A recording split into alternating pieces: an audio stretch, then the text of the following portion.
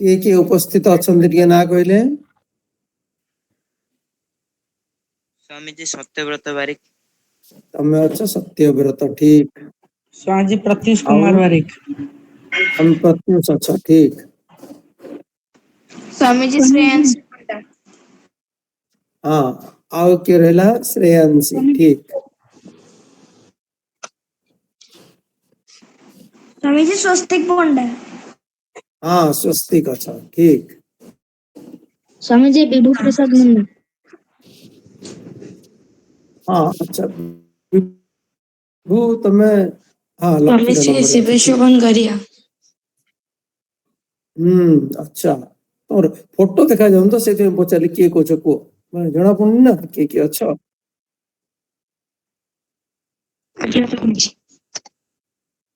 हाँ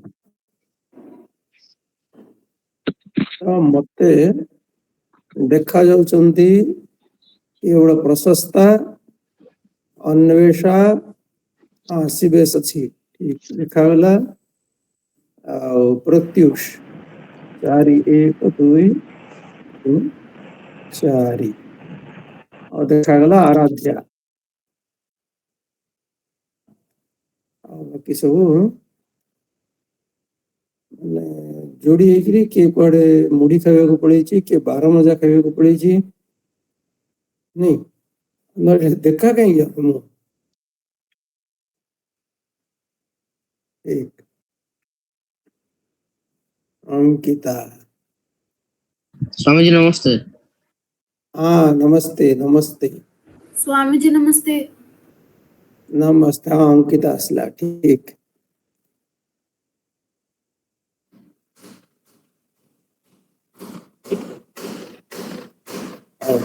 चलो मंत्र पाठ करिया।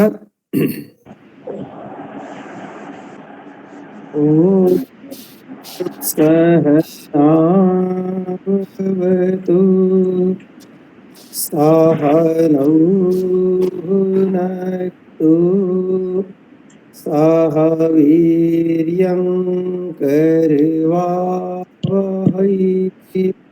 तेजस्विनावधीतमस्तु मा विद्विषावहै। ओम शांति शांति शांति।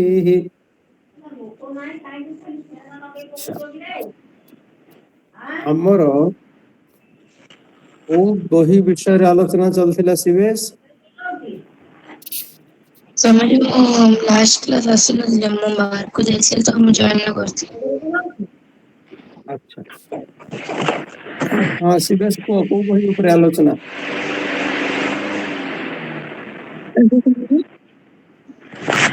आज्ञा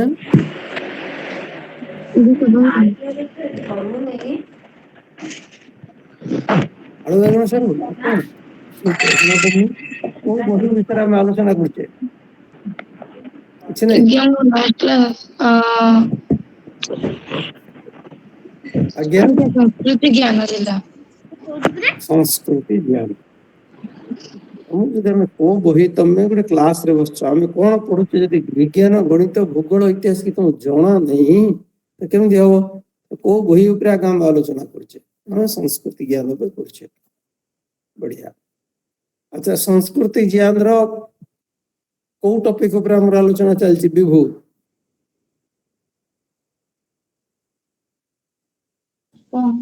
ईश्वर जीव प्रकृति विषय तुम आलोचना चली बहुत बढ़िया। केतना प्रश्न पर आलोचना होइतिला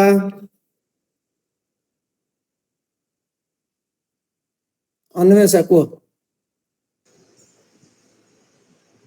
47 आज्ञा 47 क्वेश्चंस डिस्कशन है। ईश्वर जीव प्रकृति 47 क्वेश्चन ही आई प्लस नहीं एडारो डेटा पूछा है आगो चैप्टर रो 47 क्वेश्चन डिस्कशन होता मु तो पचारली ईश्वर जीव प्रकृति आलोचना जे एथरो केतटा हिची मु गत थर क्लास नहीं नथली आज्ञा ए चैप्टर रो डेटा ही क्वेश्चन है गोटे ଦିଟା ଦିଟା ଦିଟା ହେଇଛି।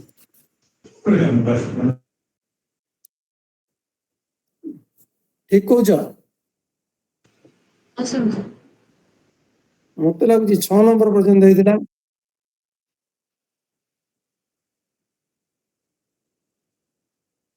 ଠିକ। ସେମିତି ଠିକ ହଁ କହିଲି କୌଶିକା କୁହ, କୋଉ ପର୍ଯ୍ୟନ୍ତ ହେଇଥିଲା? ସ୍ୱାମୀଜୀ 6 ନମ୍ବର ପର୍ଯ୍ୟନ୍ତ ହେଇଥିଲା। ହଁ ହେଲା, ଦେଖିଲ ଏ ଅନ୍ୱେଷା ମଝିରେ ମତେ କୁଆଡେ ବୁଲିବାକୁ ପଳେଇଥିଲା ଆଉ 2 ନମ୍ବର ପରେ। ମୁଁ କ୍ଲାସରେ ନଥାଇକି ମତେ ଜଣା ଅଛି 6 ନମ୍ବର ପର୍ଯ୍ୟନ୍ତ ହେଇଥିଲା।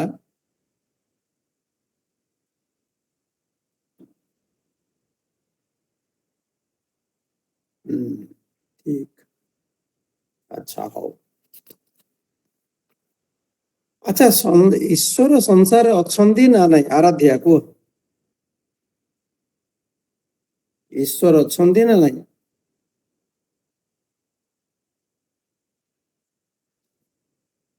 ଖୋଜିକି ଆସିଲେ କହିବ ନା କଣ?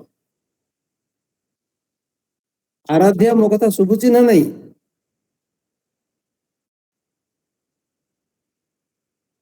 ଶୁଭୁନି। ଆଚ୍ଛା, ଯାହାକୁ ଶୁଭୁଥିବ ତାକୁ ପଚାରିବା। ହଁ ପ୍ରତ୍ୟୁଷ କୁହ, ଆଜ୍ଞା ସ୍ୱାମୀଜୀ ଈଶ୍ୱର ଅଛନ୍ତି ନା ନାଇଁ? ଅଛନ୍ତି। ଅଛନ୍ତି। ଆଜ୍ଞା କଣ ପ୍ରମାଣ ଈଶ୍ୱର ଅଛନ୍ତି ବୋଲି? ଅଛନ୍ତି। ପ୍ରତ୍ୟୁଷ କୁହ, ଈଶ୍ୱର ଅଛନ୍ତି ବୋଲି କଣ ପ୍ରମାଣ? ଅଛନ୍ତି। ଆଜ୍ଞା ଜାଣିନାହିଁ। ଆଜ୍ଞା ଜାଣିନାହିଁ। ଜାଣିନ? ଆଚ୍ଛା ହଉ, ପ୍ରଶସ୍ତା କହିଲ, ତମକୁ ଜଣେ ପଚାରିବ ଈଶ୍ୱର ଅଛନ୍ତି ବୋଲି କଣ ପ୍ରମାଣ? ଅଛନ୍ତି। ପ୍ରଶସ୍ତା କୁହ, ଈଶ୍ୱର ଅଛନ୍ତି ବୋଲି କଣ ପ୍ରମାଣ? তুমি ଯଦି କହିବ ଅଛନ୍ତି, ଅଛନ୍ତି। ଏଇଟା ବାୟାଣ୍ଡା ଅଛନ୍ତି ଅଛନ୍ତି ଅଛନ୍ତି କହୁଛି ଶୁଭୁନି। ମୁଁ ତ ପ୍ରମାଣ କଣ ପଚାରୁଛି? ଅଛନ୍ତି। ସ୍ୱାମୀଜୀ ବୁଝିବ କି ନାହିଁ ମୋ ଗୋଟିଏ କଥା? ସ୍ୱାମୀଜୀ ହୁଁ କହିବି, ହଁ କହ, ଅଛନ୍ତି ବୋଲି କଣ ପ୍ରମାଣ? ଗୋଟିଏ କେମିତି ଜିନିଷ ଜାଣିବ ଅଛନ୍ତି? ଗୋଟିଏ ଜିନିଷ ଆପେ ଆପେ ତିଆରି ହୁଏ ନାହିଁ, ତାହାକୁ କିଏ ଜଣେ ତିଆରି କରିଥାଏ। ସେପରି ଏ ଆଜ୍ଞା, ବିରାଟ ସୃଷ୍ଟି ମଧ୍ୟ କିଏ ଜଣେ ତିଆରି କରିଛନ୍ତି, ସେଥିପାଇଁ ଈଶ୍ୱର ଅଛନ୍ତି ବୋଲି ପ୍ରମାଣ ଅଛି। ଆଚ୍ଛା, କୌଣସି ଜିନିଷ ଆପେ ତିଆରି ହେଇନଥାଏ, କିଏ ତିଆରି କଲେ ହେଇଥାଏ। ତାର ଉଦାହରଣ କଣ? ଉଦାହରଣ ଦବାକୁ ପଡିବ ନା, ଆମେ ଯୋଉ କଥା ପ୍ରକୃତି କହିବା। ଯେମିତି ସ୍ୱାମୀଜୀ ପ୍ରକୃତି। ପ୍ରଶସ୍ତା, ତମେ ସ୍ୱାମୀଜୀ କହିଲ ଯେମିତି ଯେମିତି ଗୋଟିଏ ଘରକୁ ଜଣେ ମିସ୍ତ୍ରୀ ତିଆରି କରେ, ସେମିତି ହଁ, ଘର ତିଆରି କରିବା ପାଇଁ ଗୋଟେ ମିସ୍ତ୍ରୀ ଦରକାର ପଡୁଛି। ଠିକ। ଆଉ କଣ ତିଆରି କରିବା ପାଇଁ ଦରକାର ପଡୁଛି କିଏ? ଆଉ ଯୋଉ ମିଠା ତିଆରି କରନ୍ତି, ସେଥିପାଇଁ ହଁ, ରୋଷେଇ। ମିଠା ତିଆରି କରିବା ପାଇଁ ବି କାରିଗର ଗୁଡିଆ ଦରକାର ପଡୁଛି। ଠିକ। ଆଉ ଆଉ ଯୋଉ ବହି ଖାତା ତିଆରି କରନ୍ତି, କିଏ ସେଥିପାଇଁ କରନ୍ତି? ମଣିଷ ତିଆରି କରେ, ମଣିଷ ତିଆରି କରିଛି ଯନ୍ତ୍ର ମାନଙ୍କୁ ସେତାର ଆଜ୍ଞା। ଆମେ ଦେଖୁଛେ କୌଣସି ବି ଜିନିଷ, ଏବେ ଗୋଟେ ଆମକୁ ହାର ତିଆରି କରିବାର ଅଛି, ଗୋଟେ ସୁନାରୀଟେ ଦରକାର। ଘର ତିଆରି କରିବାର ଅଛି, ମିସ୍ତ୍ରୀ ମୂଲିଆ ଦରକାର। ତ ସେମିତି ଆମକୁ ଭୋଜିରେ ରୋଷେଇ କରିବା ଅଛି, ଗୋଟେ ରୋଷେଇଆ ଦରକାର। ଏଇଥିରୁ ଜଣା ପଡୁଛି ଚାଉଳ ଟା ଆପେ ଭାତ ହେଇପାରିବନି, ନା ହେଇଯିବ? ହେଇପାରିବନି। ଆଚ୍ଛା, କପଡା ଟା ଆପେ ଆପେ ସାର୍ଟ ପ୍ୟାଣ୍ଟ ହେଇଯିବ କି? ହେଇପାରିବନି। ନା। ଗୋଟେ ଦର୍ଜି ଦରକାର, ନହେଲେ ହେଇପାରିବନି। ଏଇଥିରୁ ଆମେ ଦେଖୁଛେ ସଂସାରରେ ଯୋଉ ଜିନିଷ ଗୁଡିକ ସବୁ ତିଆରି ହେଇଛି, ସବୁ କିଏ ନା କିଏ କରିଛନ୍ତି। ତେଣୁ ଏଇ ଯୋଉ ସଂସାର ଟା ତିଆରି ହେଇଛି, ସୂର୍ଯ୍ୟ ତିଆରି ହେଇଛି, ପୃଥିବୀ ତିଆରି ହେଇଛି, ମାଟି ତିଆରି ହେଇଛି, ପାଣି ହେଇଛି, ପବନ ହେଇଛି, ଗଛ ଲତା ହେଇଛନ୍ତି, ଏ ସବୁକୁ ତିଆରି କରିବା ପାଇଁ ମଧ୍ୟ କିଏ ଗୋଟେ ସତ୍ତା ଦରକାର। ସେଇଥିରୁ ଜଣା ପଡୁଛି ଈଶ୍ୱର ଅଛନ୍ତି। ବୁଝିହେଲା? ଠିକ।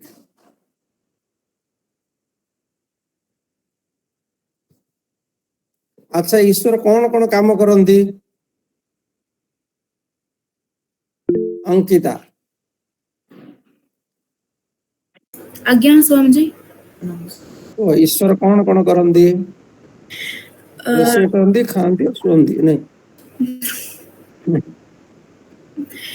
ईश्वर ईश्वर संसार तैयारी करिसंती संसार को चलांती एवं दरकार पड़िले माने समय आसिले सेटा को विनाश करंती। अच्छा ईश्वर तीनटा काम ईश्वर को सृष्टिकर्ता कहा जाए ईश्वर को पालन करता कहा जाए और ईश्वर को प्रलय करता कहा जाए। सृष्टि स्थिति प्रलय सृष्टि को तैयारी करिवा ए सृष्टि को पालन करिवा माने काहा को कोन खाइबा को दरकार किए का घर जन्म हबो किए का माँ बापा हबो ए सब ईश्वर स्थिर करंती। ये होची पालन जेमिति हमको हम माँ बापा पालन करचंती आम पाई खाइबार व्यवस्था करचंती आम पाई रहिबार व्यवस्था करचंती आम पाई स्कूल रो व्यवस्था करचंती सेमिति परमात्मा ए जो सृष्टि रे जीव मान को पालन करंती सेमानंकर कर्म फल अनुसार सेमानक सब व्यवस्था सब जिनिस गुड़िक सब संयोग करांती। ये होची ईश्वरंकर पालन सेमिति जेतेबेले ये संसार काम समाप्त होगला ताको प्रलय भी कर दियंती। ईश्वर ये है सब काम। अच्छा बहुत बढ़िया। सत्यव्रत को ईश्वर स्वरूप कौन आज्ञा स्वामीजी कुह स्वामीजी आउ थरे टिके प्रश्न और जाऊच नहीं स्वामीजी आउ थरे टिके प्रश्नटा ते कोन प्रश्न हला ईश्वरंगर स्वरूप कौन निराकार स्वामीजी निराकार आउ कौन स्वरूप ईश्वरंगर निराकार सर्वधार सर्वेश्वर सर्वव्यापक सर्वांतर्यामी अजर अमर अभय नित्य पवित्र ईश्वरंगर स्वरूप रो 20टा किए कहि परियो आतरे ईश्वर ईश्वर सच्चिदानंद स्वरूप निराकार सर्वशक्तिमान न्यायकारी दयालु अजन्मा अनंत अभय निर्विकार अनादि अनुपम सर्वधार सर्वेश्वर सर्वव्यापक सर्वांतर्यामी अजर अमर अभय नित्य पवित्र और सृष्टिकर्ता अटंती। अच्छा तमनु समस्त मन अछि एटा कि ये हला ईश्वर स्वरूप बहुत बढ़िया।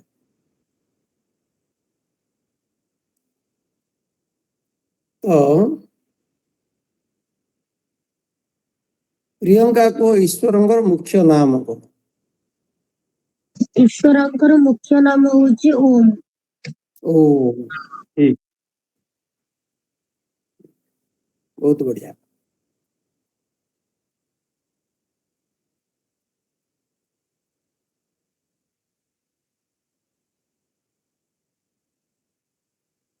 ईश्वर को मुख्य नाम है। अच्छा साधना ईश्वर केतटा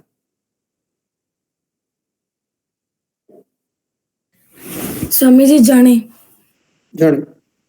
अच्छा ईश्वर जड़े कहीं 2 जन 3 जन 4 जन 5 जन 8 जन 15 जन कहीं नहीं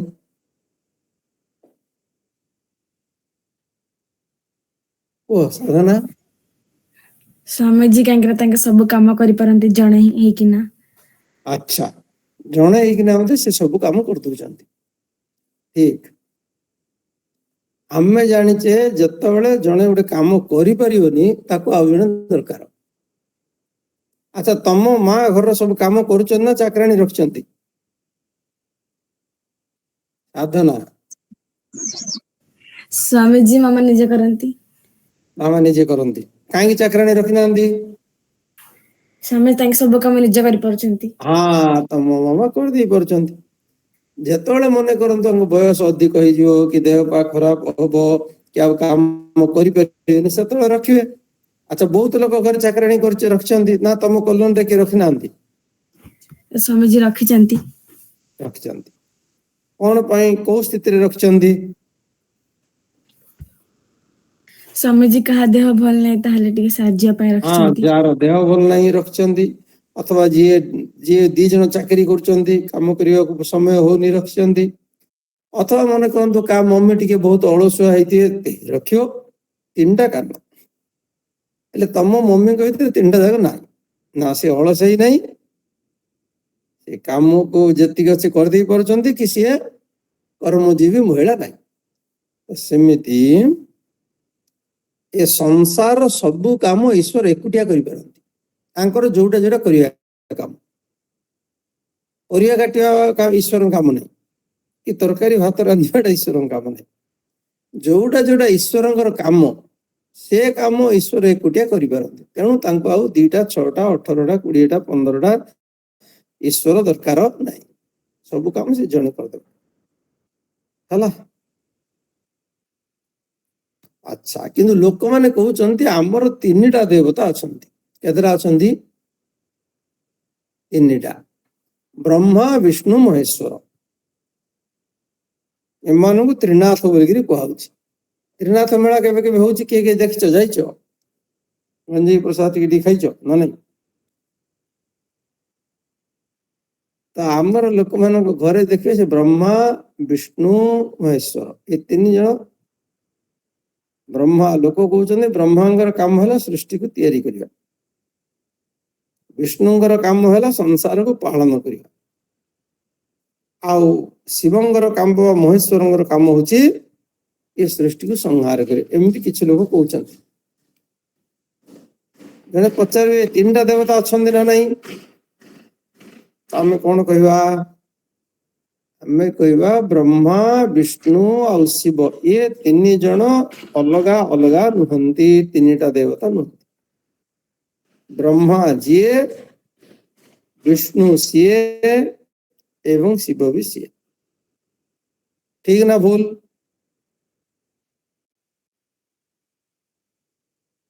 कौन पिला मैंने बुझीगला जे बुझी पड़तो हाथ टेकुतो हाथ चिन्ह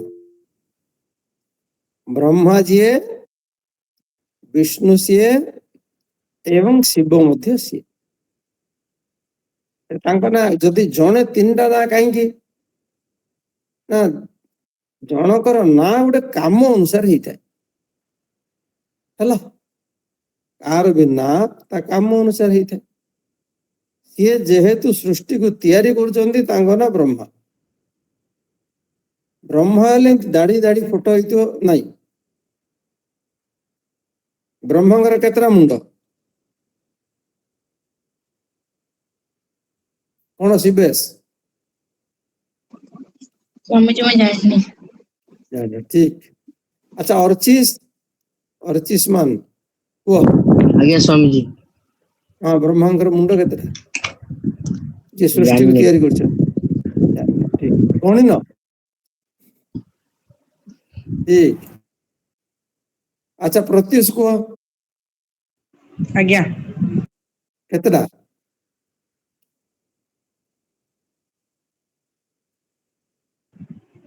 या प्रश्नटी आथरे दोहरा ब्रह्मा ब्रह्मा कौन काम करंदी समाज सृष्टि को तैयारी करता अच्छा तांकर मुंड केतरा 3टी अच्छा सामना रे गोटे मुंड साइड साइड रे 2टा अछि ना केमती कोन अछि सामना रे गोटे साइड रे 2टा साइड रे दी साइड रे 2टा अच्छा सामना मुंड रे नाक अछि साइड 2टा मुंड रे नाक अछि निश्वास से पड़ी जाउतो ना नहीं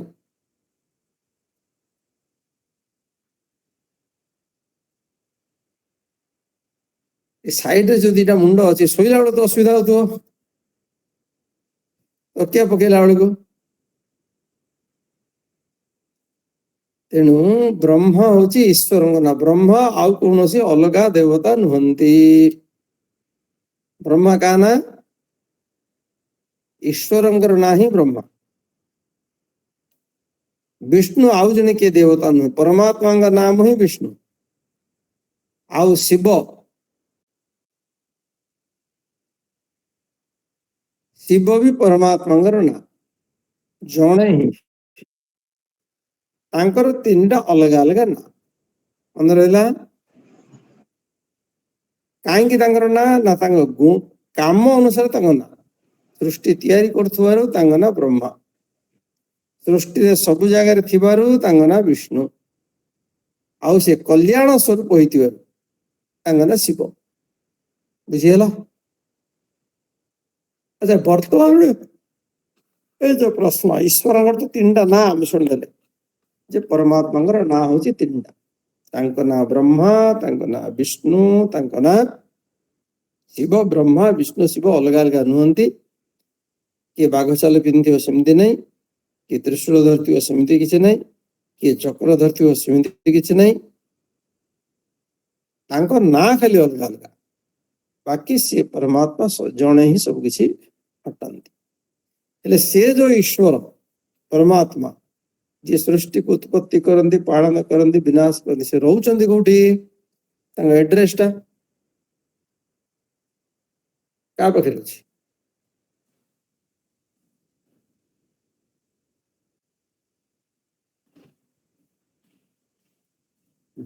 ନା ତାଙ୍କର ପତା ନାହିଁ, ସେ ଲାପତା। କଣ ବିଭୁ? ଈଶ୍ୱର ପତା ନା ଲାପତା? ଈଶ୍ୱରଙ୍କର କିଛି ଈଶ୍ୱର ପତା ସବୁଠି ଠିକଣା ଅଛନ୍ତି। ଆଡ୍ରେସ ଅଛି? ଆଜ୍ଞା, ଈଶ୍ୱର ସବୁଠି ଅଛନ୍ତି। ସବୁଠି ଅଛନ୍ତି। ବଢିଆ। ତ ପରମାତ୍ମା କିଏ? ପରମାତ୍ମା ସିଏ ଯିଏ ସବୁଠି ଥାନ୍ତି।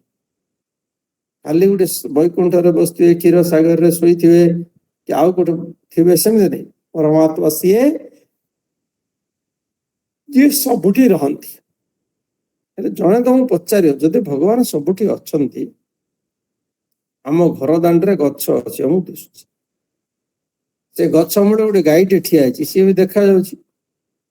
ସେ ପାଖ ଦେଇକିରି ଗୋଟେ ଛେଳି ଯାଉଛି, ସିଏ ବି ଦେଖାଯାଉଛି। ଗଛ ଆଗରେ ଘର ଅଛି, ଦୁଶୁଛି। ଗଛ ତଳେ ଗାଈଟେ ଠିଆ ହେଇଛି, ତା ବି ଦୁଶୁଛି। ସେ ରୋଡ ଦେଇକିରି ଗୋଟେ ଛେଳିଟେ ଯାଉଛି, ସିଏ ବି ଦେଖାଯାଉଛି। ଯଦି ଭଗବାନ ସବୁଠି ଅଛନ୍ତି, ଆମକୁ ଦୁଶୁନାହାନ୍ତି କାହିଁକି? କଳା ନା ଧଳା ନା ହଳଦିଆ ନା ନୀଳ ନା କଣ? ତ ଭଗବାନ ଆମକୁ କାହିଁକି ଦେଖାଯାଉ ନା? ତ ଉତ୍ତର ତାର ହେଲା, କୋଉ ପଦାର୍ଥ ଆମକୁ ଦେଖାଯାଏ? ନା ଯୋଉ ପଦାର୍ଥର ରୂପ ଥାଏ ତାହା ଦେଖାଯାଏ। ଆଖି ଦ୍ୱାରା କଣ ଦେଖାଯାଏ? ରୂପ। ଗୋଟେ ପଦାର୍ଥରେ ମୁଖ୍ୟ 5ଟା ଗୁଣ ଥାଏ, ଯୋଉ ପଦାର୍ଥ ଗୁଡିକ ସଂସାରର। ଗୋଟେ ହେଲା ରୂପ, ଯୋଉଟା ଆମେ ଆଖି ଦ୍ୱାରା ଦେଖୁ। ଆମ୍ବର ଗୋଟେ ରଙ୍ଗ ଅଛି, ରୂପ ଆଉ ତାର ସାଇଜ ଆକାର, ସେଟା ଆଖିରେ ଦେଖି ହୁଏ। ପିଜୁଳିର ଆକାର ଅଛି, ଆମେ ଆଖିରେ ଦେଖିପାରୁଛେ, ରୂପ ଅଛି, ଦେଖିପାରୁଛେ।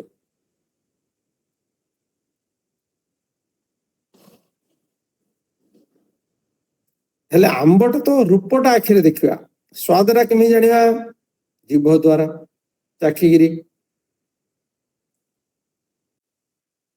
ସେମିତି ଯୋଉ ଯୋଉ ପଦାର୍ଥର ରୂପ ଅଛି ସେ ଆଖିକି ଦେଖାଯିବ। ଯୋଉ ପଦାର୍ଥର ଗନ୍ଧ ଅଛି ସେ ନାକ ଦ୍ୱାରା ଜଣା ପଡିବ, ବାସ୍ନା ହବ, ସୁଗନ୍ଧ ବି ଦୁର୍ଗନ୍ଧ ହବ। ଯୋଉ ପଦାର୍ଥ ଶବ୍ଦ ଅଛି ସେଟା ଆମେ କାନ ଦ୍ୱାରା ଶୁଣୁ। କୋଉ ଗୋଟେ ପଦାର୍ଥ ଟାଣ ଅଛି କି କଅଁଳ ଅଛି, ପାଚିଛି କି କଞ୍ଚା ହେଇଛି, ଆମେ ତାକୁ ହାତରେ ଧରିକି ଜାଣୁଛେ ସ୍ପର୍ଶ ଦ୍ୱାରା। ହେଲେ ଯାହାର ରୂପ ଅଛି ତାକୁ ଆମେ ଆଖିରେ ଦେଖିପାରିବା, କିନ୍ତୁ ଯାହାର ରୂପ ନାହିଁ। ଆଚ୍ଛା, ତମେ ସବୁ ଖାଇସାରିଲଣି ନା କିଏ କିଏ ଖାଇନ? ହାତ ଦେଖିଲ। ସମସ୍ତେ ଖାଇସାରିଲ, ବହୁତ ବଢିଆ।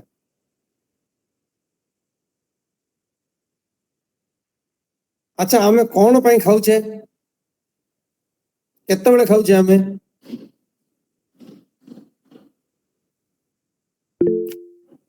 ଆମେ ଆମେ କେତେବେଳେ ଖାଉଛେ? କଣ ଅଙ୍କିତା, କେଉଁ ସ୍ଥିତିରେ ଆମେ ଖାଉଛେ? ଯେତେବେଳେ ଆମକୁ ଭୋକ ଲାଗେ। ଯେତେବେଳେ ଆମକୁ ଭୋକ ଲାଗୁଛି ଆମେ ଖାଉଛେ।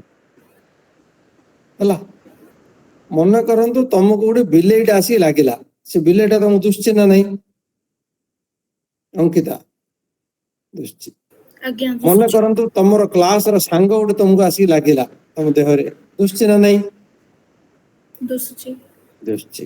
ଆଉ ତମକୁ ଯେତେବେଳେ ଭୋକ ଲାଗୁଛି ସେ କେତେ ଲମ୍ବା ଥାଉଛି? ଦି ହାତ ନା ଚାରି ହାତ 6 ଫୁଟ ନା 8 ଫୁଟ ତାର କିଛି ଆକାର ନଥାଏ, ତାର କିଛି ଆକାର ନଥାଏ। ସେ ଲାଗୁଛି କେମିତି ଫେରେ? ସେଇଟାକୁ ଆମେ ଫିଲ୍ କରନ୍ତି। ସେଇଟାକୁ ତମେ ଫିଲ୍ କରୁଛ। ଭୋକର କୌଣସି ଆକାର ନାହିଁ, ହେଲେ ଭୋକ ଅଛି ନା ନାହିଁ? ହଁ ଅଛି। ହେଲେ ଆକାର ନାହିଁ ବୋଲିକି ଆମେ କହିପାରିବା କି ଯେ ଭୋକଟା ନାହିଁ ବୋଲିକିରି? ଯେହେତୁ ଭୋକର ରୂପ ନାହିଁ, ଭୋକ ଆଖିକୁ ଦେଖାଯିବନି। ତମେ ଯାଇ କହିବ ମା ମା ମତେ ଭୋକ ଲାଗୁଛି ବୋଲେ କୋଉଠି ଲାଗୁଛି? କାହିଁ ଦୁଷୁନି ତ କୋଉଠି? ତମେ ଦେଖେଇ ପାରିବ? କାରଣ ଭୋକର କୌଣସି ରୂପ ନାହିଁ। ଆଚ୍ଛା ତମକୁ କହିବ ମା ପାଣି ଟିକେ ଦେ, ଶୋଷ ଲାଗୁଛି, କୋଉଠି ଲାଗିଛି? ଶୋଷ ତ ଦେଖାଯାଉନି। ଭୋକଟା ଲାଗୁଛି, ଦେଖାଯାଉନି। ଶୋଷଟା ଲାଗୁଛି, ଦେଖାଯାଉନି। ରାଗ ଲାଗିଲେ ଦେଖାଯାଉଛି, କଳା ନା ଧଳା? ରାଗ ବି ଦେଖାଯାଉନି। ଏସବୁ ଦେଖାଯିବା ଜିନିଷ ନୁହେଁ, କାହିଁକି? ସେସବୁର ରୂପ ନାହିଁ। ତେଣୁ ଭଗବାନ ସବୁଠି, ଯେମିତି ପବନ, ପବନ ଦେଖାଯାଉଛି? ନାହିଁ। କାହିଁକି ଦେଖାଯାଉନି? ତାର ରୂପ ନାହିଁ। ନିଆଁଟା ଦେଖାଯାଉଛି, କାହିଁକି? ତାର ରୂପ ଅଛି। ପାଣିଟା ଦେଖାଯାଉଛି, ତାର ରୂପ ଅଛି। ଯୋଉ ପଦାର୍ଥର ନିୟମ ହେଲା, ଯୋଉ ପଦାର୍ଥର ରୂପ ନଥିବ ତାହା ଆଖିକୁ ଦେଖାଯିବ ନାହିଁ। ପରମାତ୍ମାଙ୍କର ବି, ଈଶ୍ୱରଙ୍କର ବି କୌଣସି ରୂପ ନାହିଁ, ନା ଅଛି? ଈଶ୍ୱର ସଚ୍ଚିଦାନନ୍ଦ ସ୍ୱରୂପ ନିରାକାର। ଈଶ୍ୱର କଣ ଅଟନ୍ତି? ନିରାକାର। ତାଙ୍କର କୌଣସି ଆକାର ନାହିଁ। ଯେହେତୁ ଈଶ୍ୱରଙ୍କର ଆକାର ନାହିଁ, ତେଣୁ ସିଏ ଦେଖାଯାଉ ନାହାନ୍ତି। ତମ ସାଙ୍ଗ ଜଣେ ପଚାରିବ ଈଶ୍ୱର ତ ଦେଖାଯାଉନାହାନ୍ତି, ଅଛନ୍ତି ବୋଲି କଣ କେମିତି ଜାଣିବା? ଯଦି ଅଛନ୍ତି ଆମକୁ ଦେଖାଯାଉନାହାନ୍ତି କାହିଁକି? ତମେ କଣ କହିବ? ଯୋଉ ପଦାର୍ଥର ରୂପ ଥାଏ, ଯୋଉ ପଦାର୍ଥର ଆକାର ଥାଏ, ରଙ୍ଗ ଥାଏ, ସେ ପଦାର୍ଥ ଦେଖାଯାଏ। ଭଗବାନଙ୍କର ରୂପ, ରଙ୍ଗ, ଆକାର, ଆକୃତି କିଛି ନାହିଁ। ତେଣୁ ପରମାତ୍ମା ଦେଖାଯାଉନାହାନ୍ତି। କଣ ଅନ୍ୱେଷା ବୁଝିହେଲା ନା ନାହିଁ? ବୁଝିହେଲା? ତମକୁ କିଏ ସାଙ୍ଗସାଥି ପଚାରିଲେ କହିପାରିବ? ଭଗବାନ ଯଦି ସବୁଠି ଅଛନ୍ତି, ତମେ କହିଦବ ନା ଭଗବାନ ସବୁଠି ସବୁଠି ଅଛନ୍ତି, ଏଠି ଦେଖା ମତେ। ତମେ ପଚାରିବ ତୁ ଆଜି ପାଣି ପିଇଛୁ ନା ନାହିଁ, ଖାଇଛୁ ନା ନାହିଁ? ପାଣି ପିଇଛି। ଆଉ ତ ପାଣି ପିଇଲା ବେଳକୁ ତ ଶୋଷଟା ଲାଗୁଥିଲା, ମତେ ଦେଖା। ସେ ଶୋଷ ଦେଖେଇ ପାରିବନି, ତମେ ଭଗବାନଙ୍କୁ ଦେଖେଇ ପାରିବ। ବୁଝିହେଲା? ଯିଏ କହିବ ମତେ ଦେଖା ବୋଲିକିରି, ତାକୁ କହିବ ତତେ ଯୋଉ ଶୋଷ ଲାଗୁଛି, ତତେ ଯୋଉ ଭୋକ ଲାଗୁଛି, ମତେ ଦେଖେଇଲୁ। ସେ ଭୋକଟା କେତେ ଲମ୍ବା, କେତେ ଚଉଡା, କେମିତି ଲାଗିଲା, ଆଗବାଟ ଲାଗିଲା କି ପଛବାଟେ ଲାଗିଲା, କି ଘଷି ହେଇକିରି ପଡି, ଦେଖା। ତେଣୁ ଯେମିତି ଭୋକକୁ ଦେଖେଇ ହବନି, ଶୋଷକୁ ଦେଖେଇ ହବନି, କ୍ରୋଧକୁ ଦେଖେଇ ହବନି, ଦୁଃଖକୁ ଦେଖେଇ ହବନି, ମୋର ଆନନ୍ଦ ଲାଗୁଛି, ଆନନ୍ଦକୁ କେମିତି ଦେଖେଇବ? ଆନନ୍ଦ କେତେ ଲମ୍ବା? ଆନନ୍ଦ ବି କିଛି ଲମ୍ବା ଚଉଡା ନାହିଁ, କଳା ନାହିଁ କି ଧଳା ନାହିଁ। ଏ ସବୁକୁ ଆମେ ଦେଖେଇ ପାରିବା ନାହିଁ, ତାକୁ ଅନୁଭବରୁ ଜାଣିବା। ସେମିତି ପରମାତ୍ମା ମଧ୍ୟ ଅନୁଭବରୁ ଜଣା ପଡନ୍ତି। ନା ପରମାତ୍ମା ଦେଖାଯାଆନ୍ତି? ପରମାତ୍ମା ସିନା ବାହାରେ ଦେଖାଯାଆନ୍ତି, ମନ୍ଦିରରେ ଦେଖାଯାଆନ୍ତି। ଠିକ ନା ଭୁଲ? ଲୋକମାନେ ସବୁ ଯାଉଛନ୍ତି ନା ଭଗବାନଙ୍କୁ ମନ୍ଦିର ଦର୍ଶନ କରିବା ପାଇଁ। ଯୋଉ ଜାଗା ଦେଖିବାକୁ ଭଗବାନଙ୍କୁ ଯାଉଛନ୍ତି, ସେ ମୂର୍ତ୍ତି ଆଗରେ ଠିଆ ହେଲେ ଆଖି ବନ୍ଦ କରିଦଉଛନ୍ତି। ତମେ ତ ଦେଖିବାକୁ ଆସିଥିଲ, ଦେଖୁନ କାହିଁକି ଆଖି ଖୋଲା କରିକି? ନମସ୍ତେ କଲାବେଳକୁ ଲୋକ ଆଖି ବନ୍ଦ କରିକିରି କରନ୍ତି ନା ଆଖି ଖୋଲା କରିକିରି? କଣ ଅନ୍ୱେଷା? ଆଖି ବନ୍ଦ କରିକି କରନ୍ତି। ବନ୍ଦ କରିକି। ଆଚ୍ଛା ତମେ ତ ଭଗବାନଙ୍କୁ ଦେଖିବାକୁ ଯାଇଥିଲ, ଆଖି କାହିଁକି ବନ୍ଦ କଲ ସେଠି? ଢେଲା ଢେଲା ଆଖି କରି ଅନେଇଥାନ୍ତ। ତମେ ଆଖିଟାକୁ ବନ୍ଦ କଣ ପାଇଁ କରୁଛ? ତା ମାନେ ତମେ ଭଲ ଭାବରେ ଜାଣିଛ, ଆଖିରେ ଭଗବାନଙ୍କୁ ଦେଖି ହବ ନାହିଁ। କଣ ନିଜ ଆମ ମନରେ ଅନ୍ତରରୁ ଅଛି? ଭାବିଲେ ଦେଖି ହବ। ନିଜ ଅନ୍ତରରୁ ଯେ ଭଗବାନଙ୍କୁ ଆଖିରେ ଦେଖି ହବ ନାହିଁ। ନାହିଁ। କାହିଁକି ଦେଖି ହବ ନାହିଁ? ଭଗବାନଙ୍କର କୌଣସି ରୂପ ନାହିଁ। କଳା, ଧଳା, ନୀଳ, ହଳଦିଆ, ଲମ୍ବା, ଗେଡା, ମୋଟା, ପତଳା କିଛି ଈଶ୍ୱର ନୁହନ୍ତି। ତେଣୁ ଭଗବାନଙ୍କୁ ଦେଖି ହବନି, ସେ ଦେଖାଯାଉନା। ଆଚ୍ଛା ଯଦି ଈଶ୍ୱର ଦେଖା ଯାଉନାହାନ୍ତି ଅଛନ୍ତି ପ୍ରମାଣ? ଜଣେ କହିଲା ଈଶ୍ୱର ନାହାନ୍ତି। କାହିଁକି ନାହାନ୍ତି? ନା ଯେହେତୁ ସେ ଦେଖାଯାଉନାହାନ୍ତି। ସେ ଦୃଷ୍ଟାନ୍ତ ଦେଲା, ତମେ ମତେ ଦେଖାଯାଉଛ ତେଣୁ ତମେ ଅଛ। ଘୋଡାର ଶିଙ୍ଗ ନାହିଁ, କାହିଁକି ନାହିଁ? ନା ଘୋଡାର ମୁଣ୍ଡରେ ଶିଙ୍ଗ ଦେଖାଯାଉନି। ଶିଙ୍ଗ କାହିଁକି ନାହିଁ? ଆଖି ଦେଖାଯାଉନି, ଥିଲେ ଦେଖାଯାଇଥାନ୍ତା। ଗାଈର ଶିଙ୍ଗ ଅଛି, ବଳଦର ଶିଙ୍ଗ ଅଛି, ମଇଁଷିର ଶିଙ୍ଗ ଅଛି, ବାଘର ଶିଙ୍ଗ ଅଛି। ହଁ ମାରୁଛ ଭଲ ଲୋକ। ଗାଈ କହିଲେ ବି ହଁ, ଛେଳି ମଇଁଷି କହିଲେ ବି ହଁ, ଏସବୁ ବାଘ କହିଲେ ବି ହଁ। ତ ଗାଈର ଶିଙ୍ଗ ଅଛି ତେଣୁ ଆମକୁ ଦେଖାଯାଉଛି। ଛେଳିର ବି ଶିଙ୍ଗ ଅଛି, ଗଧର ବି ଶିଙ୍ଗ ଅଛି ନା ନାଇଁ? ଗଧର କେତେଟା ଶିଙ୍ଗ? ହଁ କରୁଛି, ହଁ କି ତ ଦେଖନ୍ତୁ, 3ଟା ନା 4ଟା?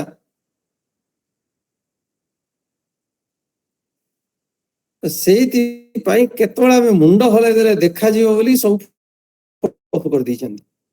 ଯୋଉ ପଚାରିଲା ବେଳକୁ ଆମେ ଚିନ୍ତା କରୁଥିଲେ, ସିଏ କହିଲା ଯଦି ଈଶ୍ୱର ଥାନ୍ତେ, ଯେମିତି ଗଧଟା ଠିଆ ହେଇଛି ଦୁଶୁଛି, କିନ୍ତୁ ଗଧର ଶିଙ୍ଗ ନାହିଁ, କାହିଁକି ଦୁଶୁନି? ଯୋଉଟା ଦେଖାଯିବନି ସେଟା ନାହିଁ, ଗଧର ଶିଙ୍ଗ ଭଳିଆ। ତେଣୁ ଭଗବାନ ବି ଦେଖାଯାଉନାହାନ୍ତି, ତେଣୁ ଭଗବାନ ନାହାନ୍ତି। ହେଲା, ଏମିତି ଯଦି ଜଣେ କହିବ ତାକୁ କଣ ଉତ୍ତର ଦବ? କିଏ କହିବ କଣ ଉତ୍ତର ଦବ? ଆରାଧ୍ୟା କହିବ, କୁହ। ତମର ତ ମ୍ୟୁଟ କରିଦେଇକି ବସଛ, ଅନମ୍ୟୁଟ କଲେ ସିନା କହିବ। ହଁ କୁହ। ଆରୁ ମ୍ୟୁଟ କରିଦବ। 6 ଥର କାହିଁକି ଛୁଁଛ? ଥରେ ଛୁଁ।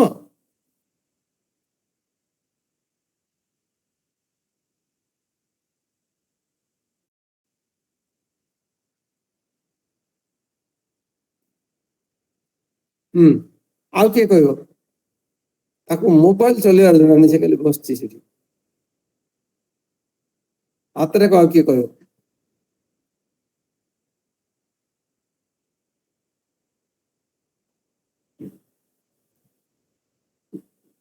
ପ୍ରଗତି କୁହ।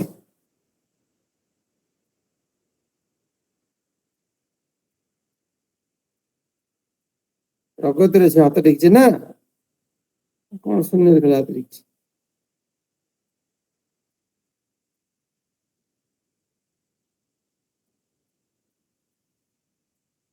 କୌଣସି ପଦାର୍ଥ ଅଛି, ଦେଖା ନ ଗଲେ ବି ଅଛି। ଆମେ କେମିତି ଜାଣିବା ଅଛି ବୋଲିକିରି? ତାର କାମରୁ ସେ ପଦାର୍ଥ ଅଛି ନା ନାଇଁ ଜଣା ପଡେ। ହେଲା, ମନେ କରନ୍ତୁ ତମେ ଡାଲିରେ ଟିକେ ମସଲା ଗୁଣ୍ଡ, ଲଙ୍କା ଗୁଣ୍ଡ ପକେଇଦେଲ। ହଳଦିଆ ଡାଲିରେ ଲାଲ ଲଙ୍କା ଗୁଣ୍ଡ ମିଶିଗଲା, ଦୁଶୁନି, କିନ୍ତୁ ଡାଲି ଖାଇଲା ବେଳକୁ ରାଗ ରାଗ ଲାଗୁଛି। ଆମେ କଣ କହୁଛେ? ନ ଜଣା ପଡିଲେ ବି ଏଥିରେ କିଛି ଲଙ୍କା ଗୁଣ୍ଡ ପଡିଛି। ବୁଝିହେଲା? ତା କାହାକୁ କହିଲେ ତମେ ଜିରା ଗୁଣ୍ଡ ଟିକେ ପକା, ସେ ଶୁଖିଲା ଲଙ୍କା ବି ଗୁଣ୍ଡ କରି ପକେଇଲା, ମିଶିଗଲା ଭଲରେ ଡାଲିରେ। ଦେଖା ନ ଗଲେ ବି ଆମେ କହୁଛେ ଲଙ୍କା ପଡିଲା। ତେଣୁ ଯୋଉ ପଦାର୍ଥ ଆମକୁ ଦେଖାଯିବନି କିନ୍ତୁ ତାର କାମ ଯଦି ହଉଛି ଜଣା ପଡିବ, ସେ ପଦାର୍ଥ ଅଛି। ଆଚ୍ଛା, ଗଛର ଫଳଟା କୋଉଠିକି ପଡୁଛି? ତଳକୁ ଯାଉଛି ନା ଉପରକୁ ଯାଉଛି? ଗଛରୁ ଯୋଉ ଫଳଟା ପଡୁଛି, ଖସୁଛି, ସେ ତଳକୁ ଯାଉଛି ନା ଉପରକୁ ଯାଉଛି? ଏ ଚିନ୍ମୟ କୁମାର କିଏ? ତଳକୁ ଯାଉଛି। କାହିଁକି ଯାଉଛି? ଗଛର ଫଳ ତଳକୁ କାହିଁକି ଯାଉଛି, ଉପରକୁ କାହିଁକି ଯାଉନି? ଚିନ୍ମୟ କୁହ। ଆଚ୍ଛା, ଅର୍ଚିସ ମାନ କୁହ। ଗ୍ରାଭିଟି ପାଇଁ। ତମର କଣ ଫଟୋ ଶୋଇପଡିଛ କି?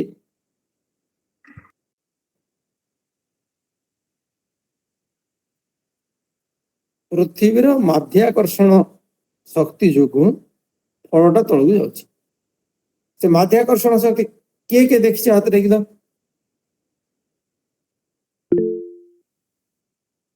क्या दुषुची माध्याकर्षण शक्ति हाँ अन्वेषा को देखा जाउची माध्याकर्षण शक्ति केते लंबा 3 फुट ना 6 फुट स्वामीजी देखा जाଉଛି ମାନେ ଲମ୍ବା ନାହିଁ ମାନେ ଏବେ ଆମେ ସେଟାକୁ ଛାଡ଼ିଲେ ତଳ ଯୋଉ ପଡୁଛି ସେଇଟାକୁ ଦେଖି ପାରୁଛୁ ଆମକୁ କଣ ଦେଖା ଯାଉଛି ଫଳ ଦେଖା ଯାଉଛି ନା ମାଧ୍ୟାକର୍ଷଣ ଶକ୍ତି ଦେଖା ଯାଉଛି ଫଳ ଦେଖା ଯାଉଛି ତଳେ ପଡିବା ହଁ ଫଳଟା ଖସିବାର ଦେଖା ଯାଉଛି ମାଧ୍ୟାକର୍ଷଣ ଶକ୍ତି ଦେଖା ଯାଉଛି କି ମୁଁ ତୁମ ପ୍ରଶ୍ନ କଣ ପଚାରିଲି କାହାକୁ ମାଧ୍ୟାକର୍ଷଣ ଶକ୍ତି ଦେଖା ଯାଉଛି ଆଜି ପର୍ଯ୍ୟନ୍ତ କାହାକୁ ଦେଖାଯାଏନି ତମକୁ ଯଦି ଦେଖାଗଲା ବଡ କ୍ରେଡିଟ ସମସ୍ତଙ୍କୁ ଉପରୁ ଜିନିଷ ତଳକୁ ଜିନିଷଟା ଦେଖାଯାଉଛି ଉପରୁ ତଳକୁ ଖସୁଛି କାହାକୁ ମଧ୍ୟ ମାଧ୍ୟାକର୍ଷଣ ଶକ୍ତି ଦେଖାଯାଉନି ହେଲା ଆମେ ଯଦି ଉପରେ ଗୋଟେ ଜିନିଷକୁ ଛାଡ଼ିଦବା ତାର ସେ ତଳକୁ ପଳେଇ ଯାଉଛି କେମିତି ପଳେଇ ଯାଉଛି ନା ମାଧ୍ୟାକର୍ଷଣ ଏ ଦେଖନ୍ତୁ ସିଆଡେ ଆଧ୍ୟା ପକଉଛି ଗୋଟେ ପେନ୍ଟେ ତଳକୁ ଯାଉଛି ତ ପେନ୍ଟା ଦୁସୁଛି ମାଧ୍ୟାକର୍ଷଣ ଶକ୍ତି ଦିଶୁନି ଆମେ ଜାଣୁଛେ ସେଇଥିରୁ ଯେ କୌଣସି ପଦାର୍ଥକୁ ଟାଣିଲେ ହିଁ ସେ ତା ଆଡକୁ ଆସେ ତେଣୁ ପୃଥିବୀରେ ଏମିତି ଗୋଟେ ଶକ୍ତି ଅଛି ଯିଏ ଟାଣୁଛି ତାର କାର୍ଯ୍ୟ ମାଧ୍ୟାକର୍ଷଣ ଶକ୍ତିର କାର୍ଯ୍ୟ ହଉଛି ଜିନିଷକୁ ତଳକୁ ଟାଣିବା ତେଣୁ ଆମେ ଜାଣୁଛେ ମାଧ୍ୟାକର୍ଷଣ ଶକ୍ତି ଅଛି ହେଲା ମନେ କରନ୍ତୁ ତମେ ଗୋଟେ ସାଙ୍ଗ ଘରକୁ ଯାଇଥିଲ ତମେ ପଳେଇବ ବୋଲୁଛ ବାହାରି ପଡୁଛ ସିଏ ତମକୁ ଭିତରୁ ଝିକୁଛି ହାତ ଧରିକିରି ତମେ ଦାଣ୍ଡରେ ଜଣକୁ ଦେଖାଯାଉଛି ଇଏ ଝିଅଟା କଣ ଏମିତି ଉପରେ ଝିକି ହଉଛି କାହିଁକି ଯାଉନି ସେ ଭିତରୁ ଜଣେ ଝିକୁଛି ଝିଅ ଦେଖାଯାଉନି ସେ ଭାବୁଛି ଇଏ ଏତେ ଶକ୍ତି ଲଗେଇଲେ ବାହାରି ପାରୁନି ମାନେ ଭିତରୁ ଟିକେ ଝିକୁଛି ସେ ନ ଦେଖାଗଲେ ବି ଆମେ ଜାଣୁଛେ ତ ସେମିତି ଏ ସଂସାରରେ ବହୁତ ଜିନିଷ ଅଛି ଯୋଉ ଗୁଡିକ କି ଦେଖାଯାଉନାହାନ୍ତି କିନ୍ତୁ ଆମେ ତାଙ୍କ କାମରୁ ଜାଣୁଛେ अच्छा बिजुली शक्ति क्यों किए देखिछ नहीं लाइट टा देखा जाउछ हम पंखा बुलिवाटा देखा जाउछ एबे पंखा बुलुची आमे कहूछ इलेक्ट्रिक अछि पंखा बुलतो बंद हे जो आमे कहूछ इलेक्ट्रिक पळेला रे इलेक्ट्रिक केमिति गला चाली गिरी गला ना एमिति गडी गडी कर गला देखा होला तुमको नहीं इलेक्ट्रिक आउथर मन को सबरे इलेक्ट्रिक पळे आसला लोकटा आसिला तो देखा जाउची इलेक्ट्रिक आसिला तो देखा जाउनी हमको देखा जाउची लाइट जळिबा पंखा चलिबा ये देखा जाउची तेनो पंखा चलिबा कामरो हम जानु जे इलेक्ट्रिक आसिला लाइट जळिबा कारण हम जानु जे इलेक्ट्रिक आसिला तो कौनसी पदार्थ को हमें केमिति जानु जे ता कामरो सेंदी भगवान अछंदी बोली कोन प्रमाण ना ये संसारटा बड़ व्यवस्थित भाव तयारी छै एटी भूल भाल नै जेहेतु तो ये सब जगह जिनस सिस्टमेटिक तेणु आम कहे ईश्वर न देखा गले भी अच्छा बुझीगला तो आज आम ये 4टी प्रश्न पढ़ले किए बुझीपार किए बुझीपारे पचार किए कौन कौन बुझीपारे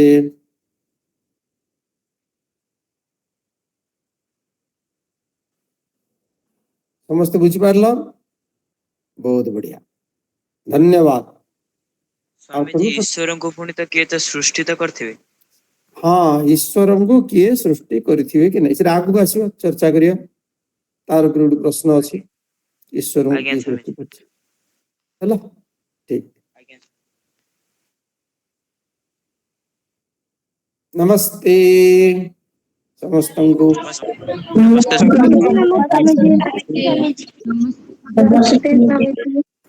स्वामी जी नमस्ते स्वामी जी नमस्ते